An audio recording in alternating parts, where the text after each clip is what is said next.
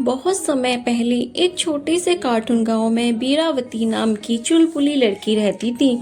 शादी के बाद उसने अपने पति के लिए पहला करवा चौथ व्रत रखा। पूरा दिन उसने कुछ नहीं खाया पिया, लेकिन जैसे जैसे दिन बीत रहा था, बीरावती का पेट गुर गुर करने लगा। वह बार बार अपने पति को कहती, अरे चांद कब निकलेगा, अरे चांद कब निकलेगा, अब तो भूत बन जाऊंगी भूख से। बीरावती के सात भाई अपनी बहन से बहुत प्यार करते थे, लेकिन थोड़े शरारती थे। उन्हें बहन का भूख से परेशान चेहरा देख कर तरस आया।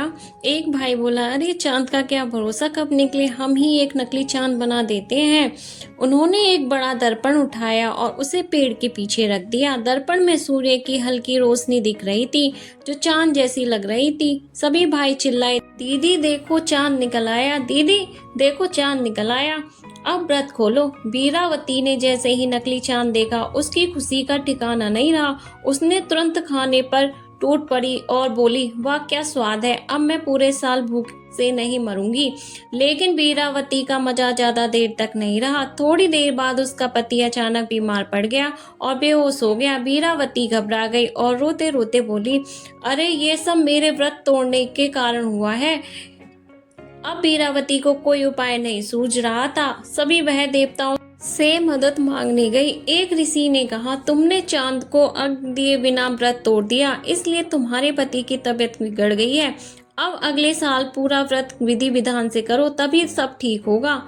बीरावती ने अपनी गलती सुधारने का फैसला किया और अगले साल फिर से करवा चौथ का व्रत रखा। इस बार उसने सख्ती से कोई खाना नहीं खाया। जब चांद निकलने का समय आया तो यमराज को खबर मिली कि बीरावती के पति की जान खतरे में है, और यमराज जी ने अपने मजेदार अंदाज में सोचा, अरे भाई मुझे हर साल किसी की जान लेकर परेशान कर दिया जाता है, लेकिन इस बार मामला प्यार का है तो कुछ अलग करना पड़ेगा।